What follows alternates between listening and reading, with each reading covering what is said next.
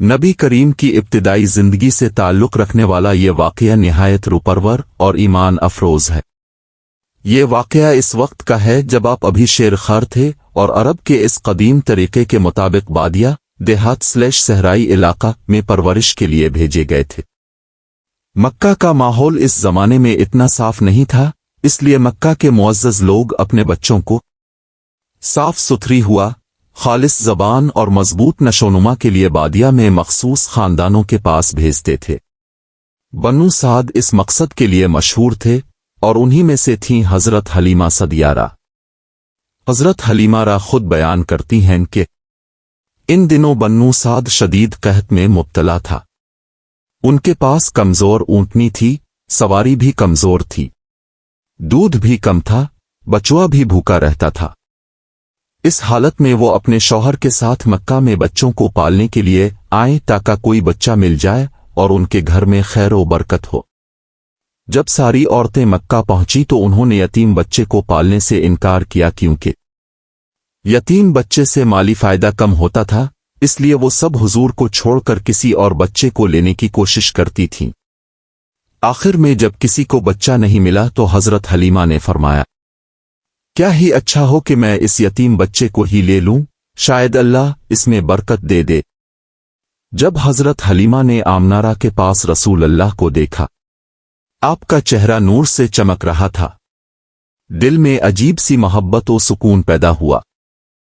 आमनारा ने बताया कि ये बच्चा अल्लाह की हिफाजत में है। हज़रत हलीमा ने फौरन बच्चे को अपनी गोद में ले लिया। यही हुजूर का हज़रत हलीमा के साथ पहला सफ़र शुरू होता है मक्का से बनी साद की वादी तक।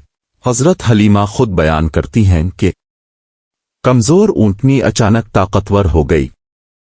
जब वो ऊँटनी पर बैठे, वो ऊँटनी इतनी तेज हो गई कि काफिला वालों को हैरत हुई। सब कहते थे, हलीमा, ये वही कमज़ोर ऊँटनी है, ये मोहम्मद की पहली बरकत थी। दूध की कमी खत्म हो गई। हज़रत हलीमा के पास दूध खत्म हो गया था, मगर हुजूर को गोद में लेते ही उनके सीने में भरपूर दूध आ गया। उनके बच्चे ने भी पेट भर कर दूध पिया। दोनों बच्चे सुकून की नींद सोए। रास्ते में जिस चरवाहे ने उनकी बकरियां देखें, इसने कहा, ये बकरियां तो पहले कभी इतनी तंदुरुस्त नहीं थीं। ये सब हुजूर के आने की बरकत से था। जब हज़रत हलीमा अपने कबीले पहुंची तो सारा इलाका कहत ज़दा था, मगर हज़रत हलीमा के घर की बकरियां सबसे ज्यादा दूध देने लगें। उनकी खजूरें, गल्ला और रिस्क में हैरत अंगेज इजाफा हो गया। लोग कहते थे, हलीमा के घर में तो खास बरकत उतर आई है। ये वो पहली बरकतें थीं जो रसूल अल्लाह के पहले सफ़र के साथ जाहिर हुईं। ये सफ़र इसलिए अहम है कि रसूल अल्लाह की परवरिश पाकीज़ा माहौल में हुई। अरबी ज़बान की फसाहत अपने बन्नू साद ही में सीखी।